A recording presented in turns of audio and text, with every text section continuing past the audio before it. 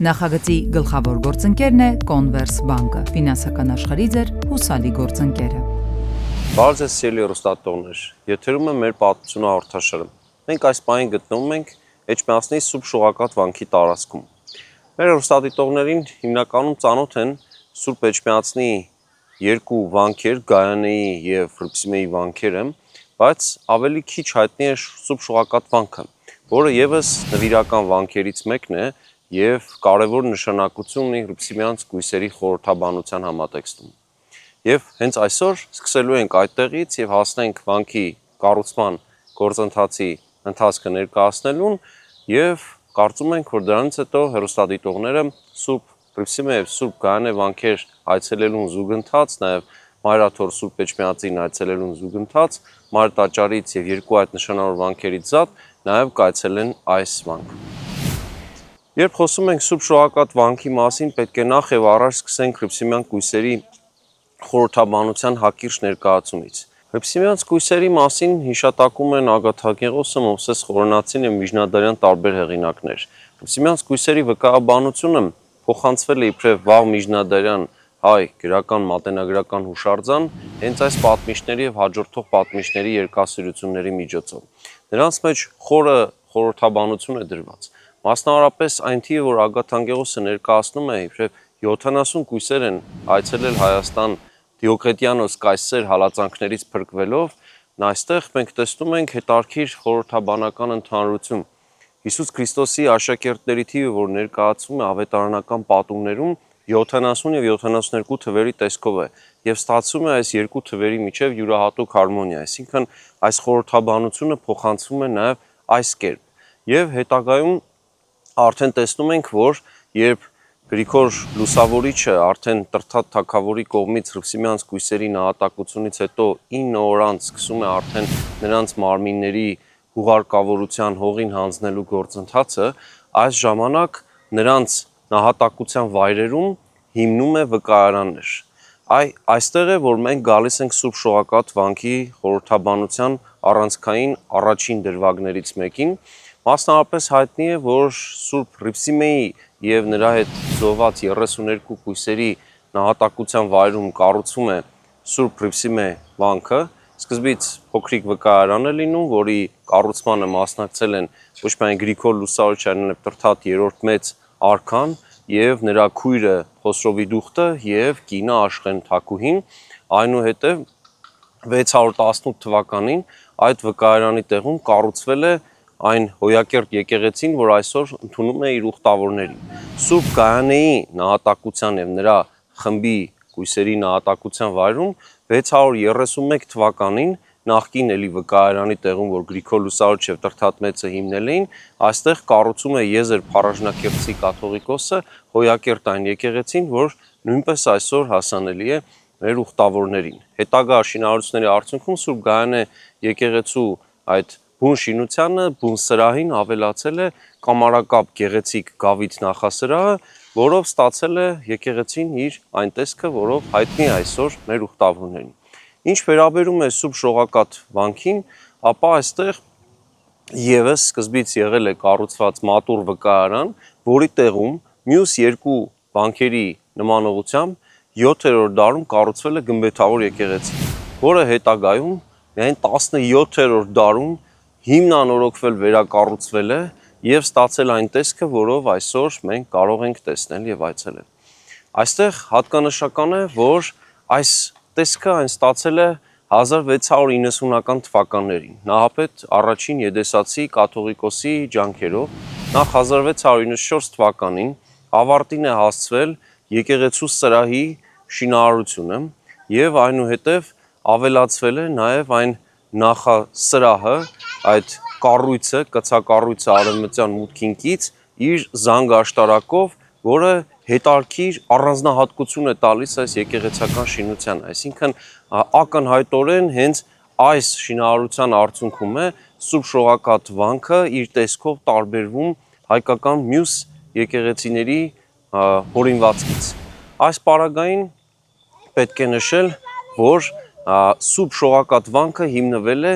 այս կույսերից Սուրբ Մարիանեի նահատակության վայրում։ Այսինքն, եթե խմբերով ենք դիտարկում 4-րդ դարի սկզբին տեղի ունեցած գործողությունները եւ Հռիփսիմյանց վկայաբանությունը ինչպես է հաղորդվել, ապա պետք է այստեղ նկատել երկու խումբ Հռիփսիմյանց կույսերի Սուրբ Հռիփսիմեն եւ իր ընկերուհիները նահատակված այնտեղ, որտեղ որ կառուցվել է Սուրբ Հռիփսիմե վանքը, եւ ավելի փոքր խումբը նրանց գլխավորի Գայանեի գլխավորության, որտեղ կառուցվել է Գայանե վանքը, եւ իհարկե այստեղ պետք է նշել, որ Էջմիածնի հյուսիսային հատվածում, Վաղարշապատ քաղաքի հյուսիսային հատվածում, Արքունի հնձանների վայրում, հնձանք կոչվող տեղանքում էր գտնվում նրանցից մեկուսացած մի կույս, որը որ փաստորեն առողջական խնդիրներով է ըստ ավանդության առանձնացած եղել եւ ավանդությունը նրա անունը հաղորդում է Մարիանե անունով։ Այսինքն մեզ անվանապես այդ շուրջ 70 կույսերից եւ նրանցից նահատակված 37-ից տալիս է մեզ ավանդությունը հենց 3-ի անունը, անվանական մենք այս 3-ին գիտենք, Գայանեին, Հռիփսիմեին եւ Մարիանեին, եւ շատ հաճախ ուխտավորների շրջանում շփոթություն է առաջանում եւ Մարիանե կույսի անունը իբրև շողակաթ են ներկայացնում, նաեւ հաշվի առնելով այն փաստը, որ եկեղեցու հարավային ավանդատան մեջ ամփոփված կույսի շիրմաքարին սովորաբար հենց Սուրբ Շողակաթ այդ մակագրությունն է եղել եւ դրանով շփոթություն է գոյացել։ Հետագայում իհարկե այս հանգամանքը շտկվել է, Մարիանեի անունը ավելացվել է, սակայն այստեղ կարևոր է այն հանգամանքը, որ Սուրբ Շողակաթ անունն էլ մեկ այլ խորհրդաբանություն է իր մեջ պարունակում, որի մասին խոսենք հաջորդ թիվ։ Երբ խոսում ենք Շողակաթ անվան մասին, այստեղ իհարկե շատ կարևոր է Սուրբ Գրիգոր Լուսավորչի տեսիլքի հանգամանքը։ Մենք մեր հաղորդումներից մեկի ընթացքում, երբ անդրադարձել ենք Մար տաճարին, Սուրբ Էջմիածնի Մար տաճարին, այդտեղ նշել ենք այն կարևոր հանգամանքը, որ եկեղեցու կառուցման, Մար տաճարի կառուցման այդ տեսիլքը Սուրբ Գրիգոր Լուսավորիչը տեսել է Վաղարշապատում եւ ստացվում է, որ այդ տեսիլքի խորհրդաբանությունը, որ մեզ փոխանցում է հատկապես 13-րդ դարի վերջի եւ 14-րդ դարի սկզբի հայ պատմիչ, նշանավոր եկեղեցական գործիչ եւ ազգային գործիչ Ստեփանոս Օրբելյանը, որ իշխանական ծագում նաեւ ուներ, ստացվում է, որ եթե հաշվի ենք առնում տեսիլքի հանգամանքը եւ որ այս տեսիլքը երազ չէ, սա շատ կարեւոր է շեշտել, տեսիլքը երազ չէ, Ստեփանոս Օրբելյանը հստակ փոխանցում է, որ տեսիլքում աստորեն իջնում է Աստծո միածին որդին, հստակ ցույց է տալիս կառուցման վայրը եւ նաեւ ուրվագիծը եկեղեցու եւ սրանով յուրահատուկ խորհրդաբանություն է հաղորդում տեղանքին։ Ստացվում է, որ Սուրբ Էջմիածնի Մար տաճարը Հայաստանում միակ վայրն է, որ Հիսուս Քրիստոս իբրև Աստծո միածին որդի անձամբ այցելել է։ Եվ այս սրբազան հատկանիշի տեսիլքի հանգամանքը մնացել է հայ եկեղեցու տոնացույցում եւ կապվել է Սուրբ Շողակաթ տոնի հետ, այսինքն այստեղ Սուրբ Էջմիածնի Մար տաճարին նվիրված տոներից մեկն է դա եւ ցույց է տալիս այն հանգամանքը, որ երկնքից շող է կաթում եւ սա տեսիլքի նշանավորման, արժեվորման ուղղված աստորեն կարեւոր հանգամանք է։ Եվ հատկանշական է, որ Սուրբ Շողակաթ վանքին նվիրված առանձին տոն կա հայ եկեղեցու տոնացույցում, որ նշվում է օգոստոս ամսին, սովորաբար այն նախընթաց է լինում Սուրբ Աստվածածնի վերափոխման, այսինքն խաղողորնեքի տաղավար տոնին, որ հայ եկեղեցու տոնացույցում 5 գլխավոր տոներից տարվա ընթացքում տոնվող 4-րդ տոնն է։ Սովորաբար նշվում է վերափոխման տոնը օգոստոսի 15-ի մերձակա կիրակի օրը, այսինքն միջակայքը պլյուս մինուս 3 օր է, որ այդ միջակայքում որ կիրակին լինում է, տոնվում է փաստորեն Սուրբ Աստվածածնի վերափոխման տոնը եւ դրան նախորդող օրը փաստորեն նշվում է հենց Սուրբ Շողակաթի տոնը, Սուրբ Շողակաթի վանքի ուխտագնացության կարևոր տոն է, որը կարևոր նշանակություն ունի հատկապես Վաղարշապատում բնակվողների համար։ Սուրբ Շողակաթ վանքի պատմության մասին խոսելիս իհարկե առանձնահատուկ պետք է շեշտել 17-րդ դարի վերջին վանքի հիմնանորոգումը։ Այստեղ փաստացի տեղի ունեցել վերակառուցում եւ ժամանակակից տեսքը այն ստացել են 17-րդ դարի վերջի այս վերակառուցման արդյունքում։ Մասնավորապես պետք է նշել, որ այս մասին խոսք կա Էջմիածնում պահպանված հայսմավրուկներից մեկում, որ 1604 թվականին է աշխատանքը կատարվել Նահապետ Եդեսացի կաթողիկոսի կողմից, եւ նաեւ կա շինարարական արձանագրություն, որտեղ խոսք է գնում, որ Շորոցի հայ մելիք պայմանական, այսպես ասենք, փաստորեն իշխան Աղամալի նյութական աջակցությամբ է կատարվել այս գործողությունը։ Շորոթը այժմ ցավոք գտնվում է ադրբեջանական վերահսկողության տակ, այն Նախիջևանի ինքնավար հանրապետության տարածքում է, պատմականորեն դա հայոց Սյունիք աշխարհի Երնջակ գավառի Շորոթ գյուղն էր, որը այդ ժամանակ 17-րդ դարի վերջին փաստորեն Ջուղայի հայ առևտրականության եւ հոգեոր առաջնորդության ազդեցության տակ էր եւ փաստորեն այդտեղի մեր մեծատունները կարևոր դեր էին խաղում միջազգային առևտրի մեջ, կապեր ունեին արդեն Սպահանի մերձակա Նոր Ջուղա Ավանի հայ վաճառականության հետ եւ նրանց միջոցով մինչեւ Հնդկաստան առևտրական մեծ մայրուղու մասն էին կազմում, հետեւաբար ունեին նյութական զգալի հնարավորություններ եւ ստացվում է, որ այստեղ այս աշխատանքները նյութապես ֆինանսավորվում էին հենց նրանց կողմից, այստեղից կոնկրետ ներկայացուցիչի կողմից եւ Նահապետ Եդեսացի կաթողիկոսը կարողացել է այս նպատակին ծառայեցնել այդ նյութական միջոցները։ Նահապետ Եդեսացին իր գլխավոր աշխատանքի, իր գործունեության, եկեղեցաշինական գործունեության գլխավոր արդյունքի հենց կցակառույցի կամ ավելի ճիշտ կլինի ասել արևմտյան մուտքին կից կառուցված գեղեցիկ սրահ, նախասրահ, գավթի հենց տարածքում է թաղված։ Նրա վրա կառուցվել է զանգաշտարակ եւ փաստորեն այս յուրօրինակ ճարտարապետական լուծմամբ Սուրբ Շողակաթ վանքը ստանում է յուրահատկություն եւ հենց այս սրանով է տարբերվում հայ եկեղեցական ճարտարապետությունից 17-րդ 18-րդ դարին կառուցված հայկական մյուս եկեղեցիներից եւ իր յուրահատկությունը հենց այս գեղեցիկ զանգաշտարակի մեջ է։ Նաեւ այստեղ պետք է նկատել, որ Նահապետ Եդեսացի կաթողիկոսից զատ այստեղ թաղված է նաեւ մեկ այլ կաթողիկոս Աբրահամ III Կրետացին, որի մասին մենք առանձին հաղորդմամբ կանդրադառնանք։ Երբ խոսում ենք Նահապետ Եդեսացի կաթողիկոսի մասին, պետք է նշել, որ նա հայոց պատմության մեջ թե իր ժամանակաշրջանի ժամանակակիցների եւ թե հետագա պատմաբանների կողմից արժանացել է հակասական գնահատականների։ Նախ նա հաջորդել է Եղիազար Այնթափցում եւ ինչպես ներկայացնում են սկզբնաղբյուրները, որոշակիորեն պայմանավորված է եղել նրա ընտրությունը հենց մահացող կաթողիկոսի կամքով եւ այնուհետեւ մենք տեսնում ենք, որ 1691 թվականից աթոռակալելով մինչև 1705 թվականի հունիսի 13-ը իր վախճանը այս կաթողիկոսը մի կողմից աչքի է ընկել շինարարական բուռն գործունեությամբ, մյուս կողմից նա ունեցել է բավականին սուր իր գործողությունների բնույթով մոտեցում մյուս աթոռների ներկայացուցիչների հետ եւ միաբանության նկատմամբ բավական կոշտ գործելակերպ է ունեցել։ Ինչպես ներկայացնում է նրանից մի քանի տասնամյակ անց ստեղծագործած Փաչատուր Ջուղայացին, նրա գործողությունների մեջ այդ կոշտությունը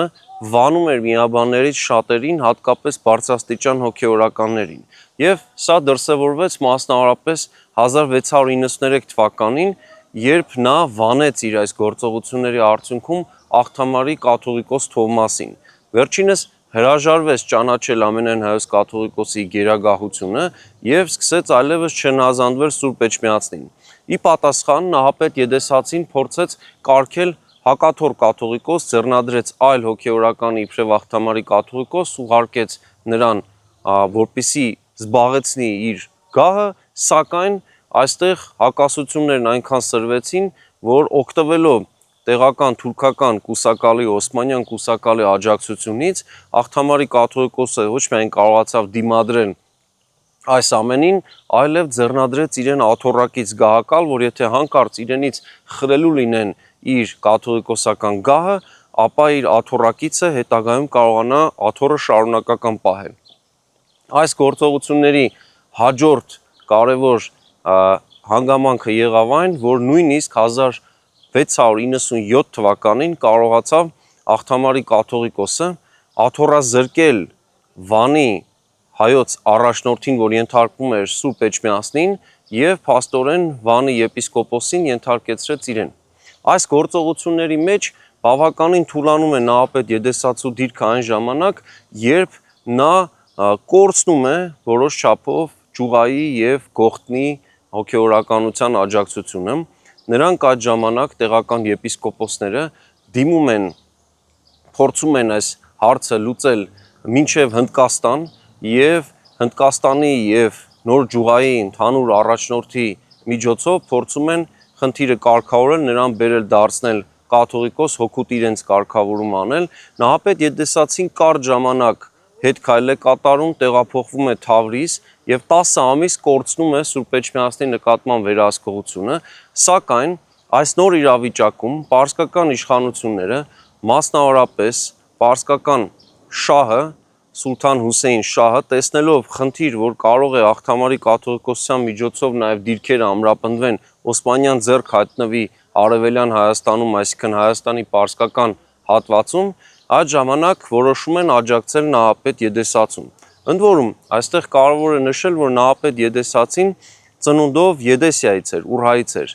եւ հետեւաբար լինելով Ուրհայից նա փաստորեն Օսմանյան կայսրության տարածքից է տեղափոխվել։ Հաշվի առնելով այս ամենը, մենք կարող ենք նշել, որ գործ ունենք մի իրավիճակի հետ, որ Նահապետ Եդեսացին կարողանում է վերականգնել օրինական իր ձեռնադրությամբ սահմանված կաթողիկոսական գահը։ Քանի որ Նահապետ Եդեսացի կաթողիկոսը կարողացել էր վերականգնել իր օրինական աթոռակալությունը, հենց պարսկական իշխանությունների աջակցությամբ ի հակադրություն թուրքական հնարավոր ազդեցության մեծացման, նման պարագայում արդեն Նահապետ Եդեսացին ստիպված էր տարբեր հանգամանքներում հաշվի նստել հենց պարսկական վարչակազմի դիրքորոշումների հետ։ Եվ նաև սրանով էր պայմանավորված այն հանգամանքը, որ երբ Իսրայել օրին 1699 թվականին որոշակի առաջարկներով դիմում է Նահապետ Եդեսացի կաթողիկոսին, կաթողիկոսը զգուշավորություն է դրսևորում պարսկական իշխանությունների դեմ կտրուկ գործողություններ իրականացնելու հարցում։ Նահապետ Եդեսացին նաև հայոց պատմության մեջ մնացել է իբրև մեծ շինարար, այսինքն մի կողմից այդ հակասական դրվագները կան աթոռի հետ կապված հանգամանքներում, հատկապես աղթամարի կաթողիկոսության հետ բախումները, մյուս կողմից նրա մեծ շինարարական ժառանգությունը, նա հենց Մայր Սուրբ Էջմիածնի տարածքում է նաև մեծ բուռն շինարարական աշխատանքներ կատարել, կառուցել է Վանատունը օրինակ, նա նաև կատարել է շինարարական մեկ այլ կարևոր ձեռնարկ, կառուցել է Օշականում նշանավոր կամուրջը, որը ապահովել է կապը այդ ժամանակ Մայրաթոռին պատկանող Օշական գյուղի եւ հենց Էջմիածնի միջև։ Մինչ օրս կամուրջը գործում է եւ այն հիմնանորոգվել է հետագայում Սիմեոն Երևանցի կաթողիկոսի կողմից եւ մինչ օրս փաստորեն կապող կամուրջ է Էջմիածին տանող մայրուղու եւ հենց Օշական գյուղի միջև։ Վերադառնալով Սուրբ Շողակաթ վանքի պատմությանը, նշենք, որ վանքը 19-րդ դարում ծառայել է իբրև մենաստան։ Այն պարսպապատված է եղել եւ գործել է իբրև մենաստան։ Այստեղ կարևոր է նշել, որ վանքի տարածքում, որ իբրև վկայարան գործում է հենց եկեղեցու սրահի ներսում ավագ խորանի կից կառուցված ավանդատներից մեկը, հարավային ավանդատունը, իբրև Սուրբ Մարիանեի վկայարանն է, եւ նաեւ եկեղեցին ունեցել է իր հարավային հատվածում առանձին փոքր գավիթ, որը 1804 թվականին քանդվել է։ Երբ խոսում ենք Սուրբ Շողակաթ վանքի մասին, պետք է նաև նշել այն հանգամանքը, որ վանքը ենթարկվել է հետագայում եւս որոշակի շինարարական միջամտությունների եւ վերանորոգությունների, մասնավորապես արդեն խորհրդային շրջանում պետք է նշել օրինակ Վազգեն առաջին վեհափառի ժամանակ հիմնանորոգման աշխատանքները եւ իհարկե արդեն 21-րդ դարի առաջին տասնամյակներին Գարեգին II կաթողիկոսի շրջանում կատարված վերակառուցումները։ Օրինակ 2008 թվականին փոխվել են դռները, նստարանները ամբողջությամբ եւ հիմնանորոգման աշխատանքները շարունակվել են նաեւ գմբեթի հատվածում, մասնավորապես զանգակատան հատվածում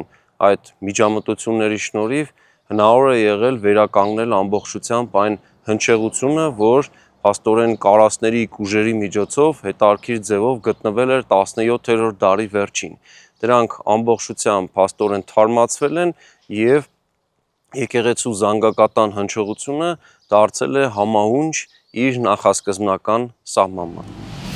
Իսկ այսօր Սուրբ Շողակաթ վանքին նվիրված մեր հաղորդումը մոտեցավ իր ավարտին։ Կհանդիպենք հաջորդ շաբաթ մեր պատմությունը հաղորդաշարի եթերում։ Նախագծի գլխավոր գործընկերն է Converse Bank-ը, ֆինանսական աշխարհի ձեր հուսալի գործընկերը։